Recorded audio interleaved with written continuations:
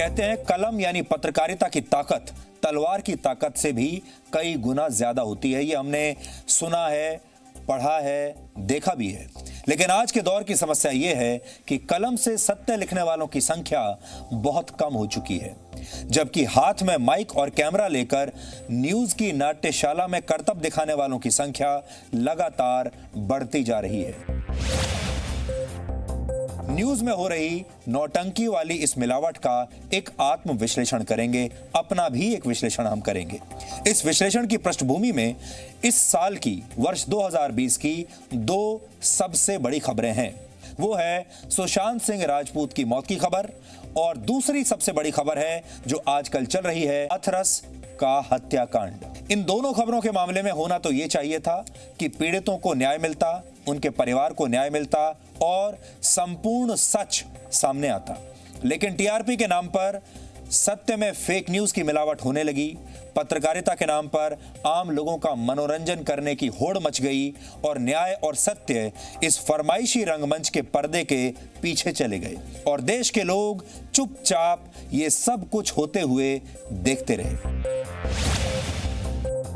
सुशांत सिंह राजपूत की मौत के मामले में पटना में जो एफआईआर दर्ज हुई उसमें कहीं भी हत्या का जिक्र नहीं है।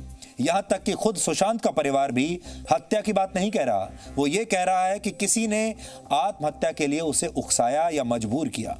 फिर भी मीडिया का एक हिस्सा हर कीमत पर इसे हत्या ही साबित करना चाहता है, जबकि अभी तक इस मामले की जांच आत्महत्या की तरफ ही इशारा कर रही है। हाथरस की बेटी के मामले में किसी भी मेडिकल रिपोर्ट में रेप की पुष्टि नहीं हुई, लेकिन यहां भी मीडिया का एक हिस्सा इसे किसी भी कीमत पर गैंग रेप साबित करना चाहता है। हालांकि इस मामले में जब लड़की ने बयान बदला तो पुलिस ने भी एफआईआर में रेप की धारा को जोड़ लिया था। तथ्यों को तिलांजलि देकर झूठ का यह कारोबार सिर्फ टीआरपी के लिए हो रहा है। समस्या यह हो गई कि अगर किसी मामले पर कोई कुछ बोलता है तो मीडिया उसे उसी के खिलाफ इस्तेमाल करने लगता है, और अगर कोई कुछ नहीं बोलता तो उसकी खामोशी को भी उसी के खिलाफ इस्तेमाल कर लिया जाता है। इस देश में पहले लोग खाने पीने की चीजों में मिलावट की शिकायत करते थे, लेकिन अब लोगों की रगों में असत्य का वायरस पहुंचाया जा रहा है और कोई भी इस मिलावट की शिकायत अब नहीं कर रहा।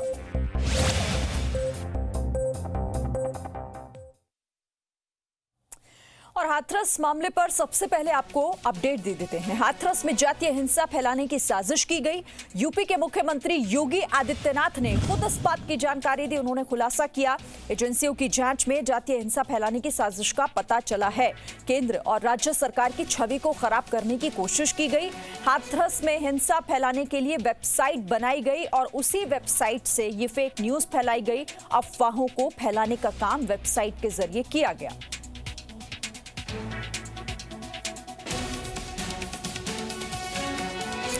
और मीडिया में ये बदलाव कैसे देश के भविष्य के लिए खतरनाक है, इस पर हम बात करेंगे। लेकिन उससे पहले आप ये समझिए कि साल 2020 की सबसे ताजा और बड़ी खबर यानी कि हाथरस की घटना पर अपडेट क्या है।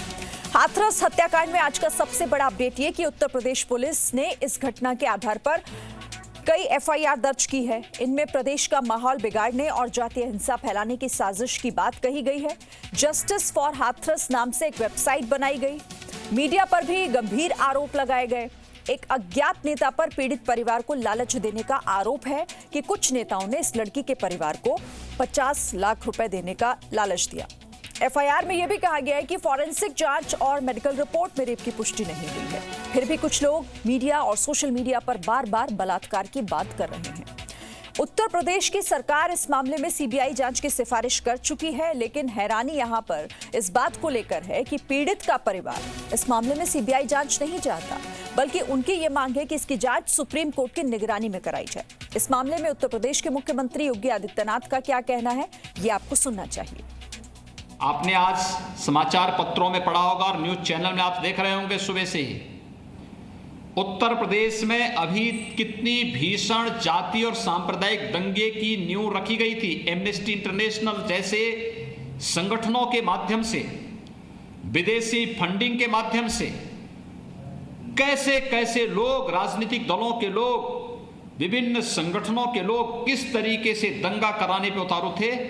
यह दृश्य आपने देखा होगा, पिछले एक सप्ताह से आप देख रहे होंगे। कैसे माहौल को खराब करने का प्रयास हो रहा है, कैसे कोई समाज विरोधी तत्व, कैसे कोई राष्ट्रद्रोही तत्व इन सब चीजों को स्वीकार कर सकता है। क्योंकि उन्हें तो जर्जर यूपी चाहिए था, दंगाग्रस्त यूपी चाहिए था, अराजक यूपी चाहिए था। अब उनकी मनसाएं पूरी नहीं हो रही तो षड्यंत्र रचने में लगे हैं। सबको सुरक्षा, सबको सम्मान हमारा संकल्प है, लेकिन अगर कोई माहौल बिगाड़ने का कार्य करेगा तो सख्ती के साथ उससे निपटने की भी एक दृढ़ इच्छा शक्ति के साथ हम कार्य करने के लिए पूरी प्रतिबद्धता के साथ कार्य कर रहे हैं। और हाथरस मामले में कई नेताओं ने गलत बयानी भी की है। सोशल मीडिया पर नेताओं ने फेक न्यूज फैलाने का काम किया। न्यूज चैनल्स के वर्ग ने फेक न्यूज फैलाने में मदद की। रेप और गैंगरेप होने जैसी झूठी बातों को अफवाह बनाकर फैलाया गया। हाथरस पीड़ित की जीभ काटने की झूठी खबर फैलाई गई। जी न्यूज पहले दिन से सिर्फ और सिर्फ तथ्यों के आधार पर आपको हर खबर दिखा रहा है। हाथरस मामले में हम रिपोर्टिंग कर रहे हैं। हाथरस जैसे संवेदनशील मामले पर 14 सितंबर से ही हमने सनसनी नहीं बल्कि संवेदनशील रिपोर्टिंग की। जी न्यूज ने अर्ध सत्य नहीं बल्कि संपूर्ण सत्य आपको दिखाया। हमारे साथ जी मीडिया संवाददाता अमित प्रकाश और विशाल पांडे भी जुड़ेंगे, उनसे भी हम अपडेट लेंगे। फिलहाल इस पूरी खबर को लेकर अपडेट और क्या है, लेकिन एक रिपोर्ट आपको दिखाते हैं।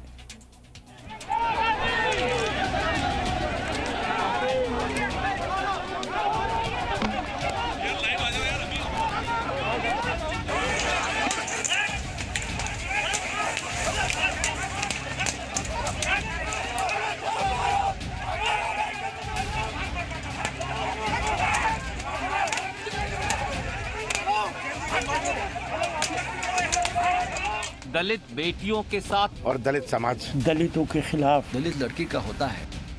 जो कहते हैं कि देश में जाति और धर्म की राजनीति नहीं होनी चाहिए, उन्होंने हाथरस में कैसे जाति की राजनीति की, कैसे पीड़ित और आरोपियों की जाति के आधार पर समाज को बांटने की कोशिश की, ये उसी राजनीति के चेहरे हैं।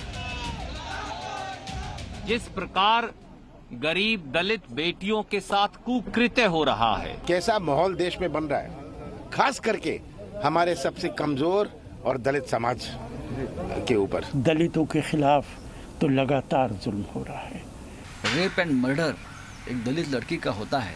আর একটা ছোট এত বড় রাজ্য, এতগুলো 341টা ব্লক, কত মিউনিসিপ্যালিটি, একটা ছোট্ট ঘটনা হলে সেটা নিয়ে নাচতে শুরু করলো। ये खुद को सेकुलर कहने वाली पार्टियों के शर्मनाक चेहरे हैं। ये देश को जाति धर्म से ऊपर उठकर राजनीति की बात करने वालों के असली चेहरे हैं। क्या इनमें से एक भी पार्टी या इन पार्टियों के एक भी नेता ने देश को बताया कि हाथरस की पीड़ित की जीभ काटने की बातें झूठी थी? क्यों सियासी पब्लिसिटी के लिए हाथरस की बेटी की जीभ काटने का झूठ फैलाया गया? हाथरस का कांड, हाथरस के कांड में एक दलित बेटी के साथ गैंगरेप होता है। क्या गलती हुई है योगी जी, बताइए आप उत्तर प्रदेश की जनता को। 8 दिन तक उस बेटी की एफआईआर नहीं लिखी गई, ये उसकी गलती थी। उस बेटी के साथ बलात्कार की घटना हुई, ये उसकी गलती थी। उसके गले की हड्डी तोड़ दी गई, ये उसकी गलती थी। उसकी जुबान काट ली गई, ये उसकी गलती थी। उसको इलाज नहीं मिला, ये उसकी गलती थी। उसने अस्पताल में दम तोड़ दिया, ये उसकी गलती थी। क्या गलती थी? जबकि जी न्यूज ने पीड़ित का बयान दिखाकर देश को कई दिनों पहले बता दिया था कि उसकी जीभ काटने की बात झूठी है। हाथरस की बेटी ने खुद बयान दिया था कि उसका गला दबाया गया और दुष्कर्म की कोशिश की गई। क्या हुआ? किसने मारा आपको? हाँ? किसने? और अच्छा, किस बात को लेकर? कोई बात नहीं, कार से ले गए थे। फिर अब मैं दे रही थी तो अंदर ले गए मुझे और गला दबा दिया। मेरे साथ दबा देती करने की कोशिश, पता करी सोच के गला दबा दिया। क्या कोई रंजिश चल रही है?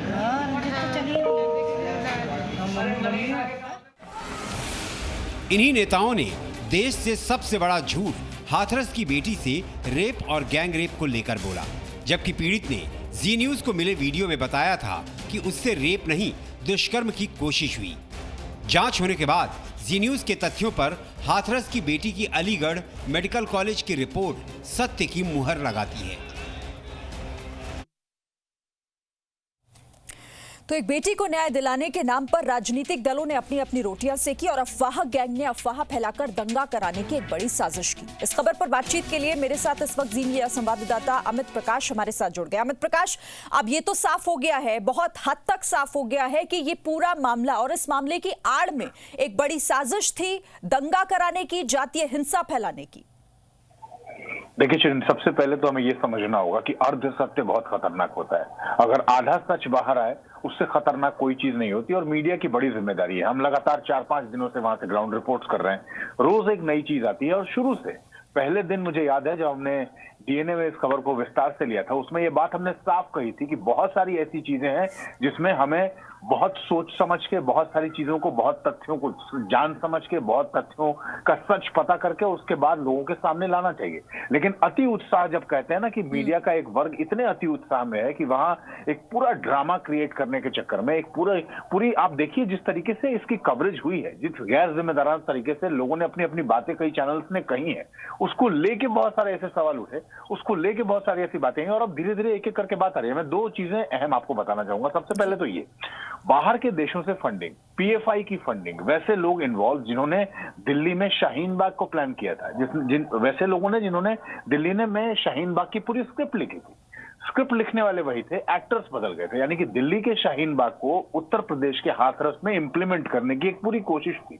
उसके तहत एक फर्जी वेबसाइट बनाई गई, उस फर्जी वेबसाइट में लोगों को जोड़ने की मुहिम शुरू की गई। उसमें उनको ये कहा गया कि अगर आपको पुलिस पकड़े तो आपको जोर जोर से अपना नाम चिल्लाना है। उसके बाद आप दंगों के डूज एंड डोंट समझा रहे हैं लोगों को कि आप वहां जमा होइए और इस तरीके से वहां पे गलत और झूठी खबरें फैलाइए। दूसरी बात, कई सारे ऐसे लोकल पत्रकारों के ऑडियो रिलीज किए गए जिसमें ये साफ कहा गया, ये चीजें मैंने अपने कानों से सुनी है, जिसमें लोकल पत्रकार वहां के लड़की के परिवार वालों के, एक लड़की का परिवार वाला एक ऐसे सदमे में है, उस वक्त उसको कुछ भी समझ में नहीं आ रहा और वहां के लोग उनको समझा रहे हैं कि कल राहुल गांधी यहाँ आ रहे हैं, कल प्रियंका गांधी यहाँ आ रही हैं, आप लोगों को कहीं नहीं जाना, आप लोग गांव छोड़ के मत जाना, यहीं रहना है क्योंकि वो आपसे मिलने आ रहे हैं।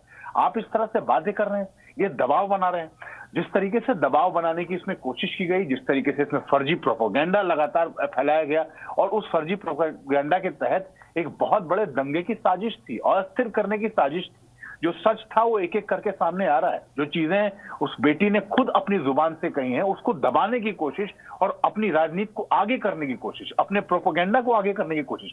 और इन सब के बीच में एक भी बात आप समझ लीजिए, उस बेटी को न्याय देने के नाम पे ये सब कुछ हुआ।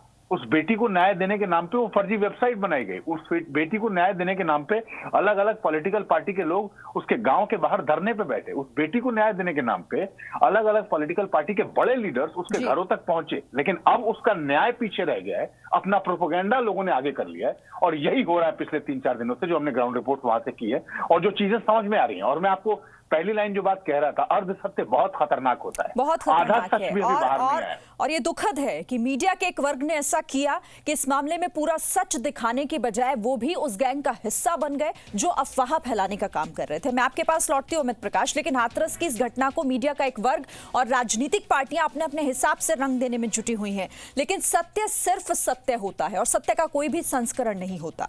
आज हम हाथरस मामले पर आपको जो कुछ भी बताने जा रहे हैं वो भी पूरी तरीके से तथ्यों, सबूतों और सत्य पर ही आधारित है। हमारे इन्वेस्टिगेशन के अनुसार पीड़िता और मुख्य आरोपी संदीप के बीच पुरानी जान पहचान थी और शायद दोनों के बीच बातचीत भी होती थी। जी न्यूज के पास वो कॉल डेटा रिकॉर्ड भी मौजूद है जिसके अनुसार आरोपी संदीप और पीड़िता के परिवार के एक नंबर के बीच बातचीत होती थी। ये नंबर पीड़िता के बड़े भाई के नाम पर रजिस्टर है। दोनों नंबरों के बीच अक्टूबर 2019 से मार्च 2020 के बीच लगभग 5 घंटे की बातचीत हुई। तो सच जानने के लिए जब हमने पीड़िता के बड़े भाई से पूछा कि क्या आपकी संदीप से फोन पर कोई बातचीत होती थी, तो उन्होंने इस बात से साफ इनकार कर दिया। अब हम आपको पीड़िता के भाई का वो बयान भी सुनवाते हैं, आप सुनिए इसे। आपकी संदीप से बातचीत होती थी, जो सामने मतलब जो आरोपी है उससे कभी फोन पर बातचीत होती हो आपकी? जी नहीं, मेरी बात नहीं हुई, कभी भी नहीं हुई? जी नहीं, क्योंकि मैं उसे बोलता भी नहीं था। हाँ। क्योंकि वो छोटा, उससे क्या बोलूँगा, वो लड़का। और पीड़िता के भाई का ये बयान तो हमने आपको सुनवा दिया और इसीलिए सुनाया ताकि आप भी समझ सकें कि ये पूरा मामला दरअसल क्या है। अगर भाई बात नहीं करता था तो आरोपी के साथ कौन बात करता था फिर? इसके बाद हमने हाथरस के बुलगड़ी गांव के कुछ लोगों से भी बात की। इन लोगों ने भी माना कि आरोपी और पीड़िता के बीच प्रेम संबंध था। संदीप का मामला प्रेम प्रसंग चल रहा था। कब से? करीब हो गए डेढ़ साल के करीब। क्या हुआ? आमने सामने इनके मकान है, तो ये तो यूं ही आने पर था इनका प्रेम बंधन। क्या कभी कोई पंचायत भी हुई ग्राम में इनको लेकर? पंजाब घर भर के बैठ गए थे आपस में, तो उन्होंने लड़के को नौकरी के लिए भेजा, या परिवार वालों ने बोला भाई ऐसी बात है, तो घर वालों ने लड़कों को नौकरी के लिए भेज दिया। प्रेम संबंध था, पर लेकिन कहा सुनी इतनी हुई कि तू अपने को लड़की रोक, बांध के अपनी लड़की तू रोक। दोनों ने ही एक दूसरे को समझाया बुझाया, पर लेकिन वो माने न माने इस बात को मुझे पता नहीं है। मैंने प्रेम संबंध में मतलब ज़्यादातर ये नहीं देखा कि दोनों एक जगह देखे, मैंने ये नहीं देखा, सुना ही सुनाया था प्रेम संबंध की बात। Presenting B News app available on Google Play and App Store. Download it now.